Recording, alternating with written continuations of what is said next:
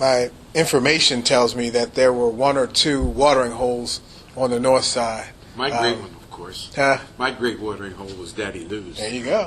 And from what I understand, that just about every corner from maybe Massachusetts Avenue down to Michigan or so on both Arkansas on both Baltic and Arctic Avenue saw some of this action. Absolutely. There were many gin mills up and down Atlantic City. Of course, there were many churches as well. That's the right. Churches all survived, but the bars didn't. That's pretty amazing. It's true. It's truly amazing. The black church in the north side survived against all odds, but the enterprising African Americans ended up dying off and seeing things happen after Brown versus Board of Education. And I don't think there are any more African American bars like there were on the north side. Well, there's none at all. Today. There's not one liquor license on the north side.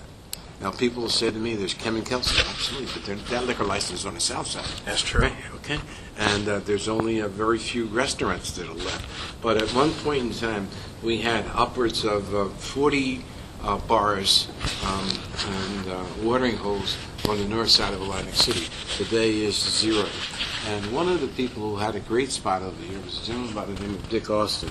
He had a place on Maryland and Baltic Avenue, and he had a restaurant out back and a gin mill. It was called Dick Austin's Rose Garden. He also came to us from the Caribbean. And the beautiful part about Dick Austin, to tell the story and to tell it correctly, Dick Austin, Ike Nicholson, a lot of those guys were in the numbers business. They wrote numbers. And when they wrote those numbers, they had number of writers, and they had number of bankers, they had number of runners. These guys were all part of the north side. And when they wrote those numbers and the guy paid you off, you didn't even have to pay your money on time. You could just have your number, kept your number in. But they kept those dollars in that community, and they stayed there. Today, I asked you a question. With all the number writers we had in Atlantic City, from Vini's corner grocery store, from every corner grocery store throughout Atlantic City, they're all number writers. Today, if you wanted to go play a number with a black business person on Atlantic City's north side, you think you could do it? I don't believe so. Even at a lottery machine? I don't believe so. Could you go to a lottery machine and play with her?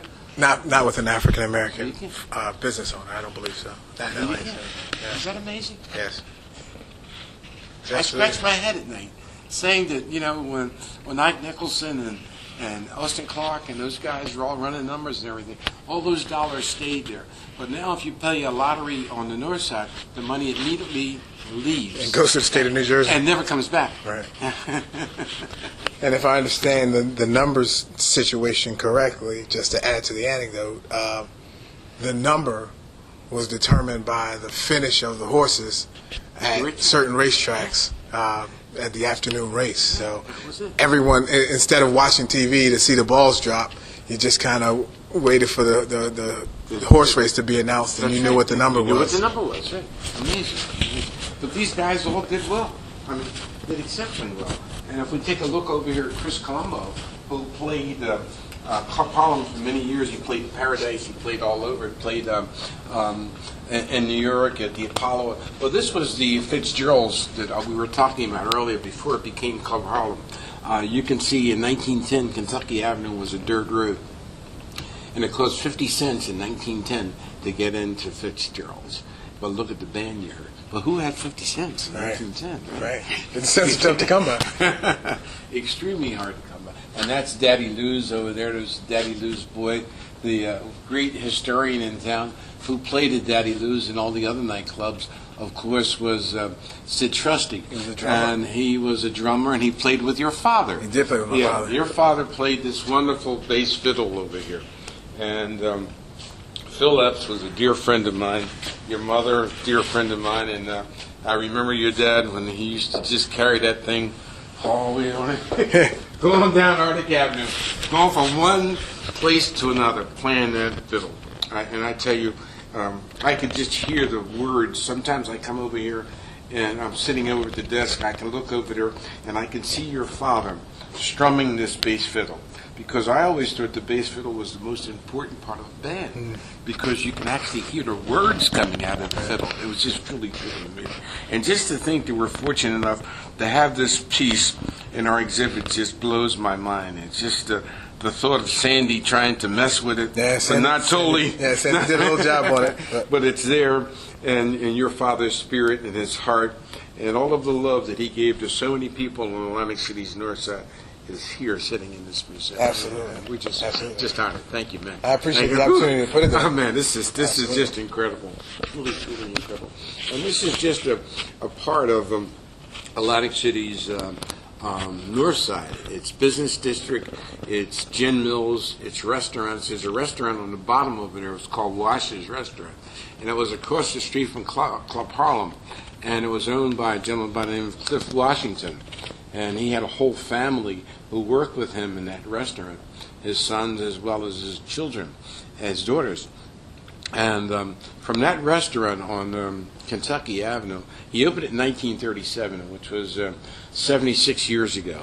And it's pretty amazing. From that one restaurant, they have 72 college degrees. Wow. From a hot dog stand in Atlantic City. Right. Is that something to talk about? I mean, it's an amazing feat to think that an African-American success. Absolutely. African-American success story. And, of course, Lucky Johnson made it possible for Mr. Washington to be one of the first blacks to own his own jitney. And we have a picture of Washington and his jitney and the people that Nucky Johnson afforded to do well. Right. And over here are some of the black hotels in Atlantic City.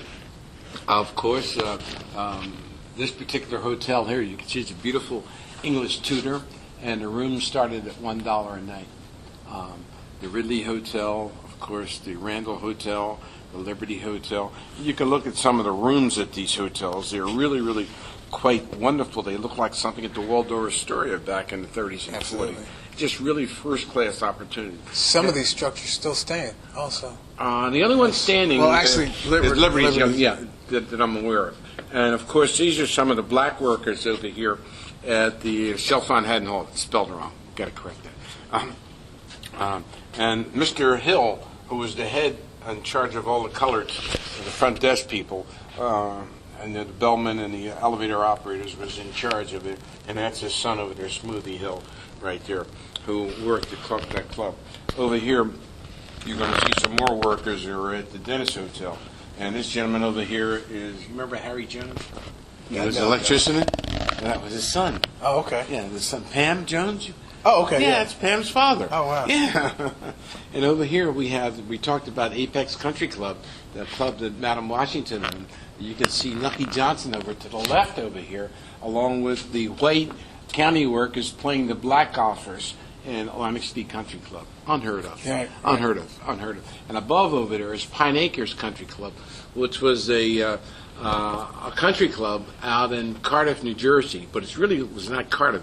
It's McKee City over there. Right. And McKee City Mr. McKee. Yeah. And over there, they had tennis courts, swimming pool, they had cottages, they had a restaurant, they had a bar, and everything you could imagine you wanted at a country club was available for African Americans. And the board of directors was truly outstanding. Mr. Lockett, of course, Mr.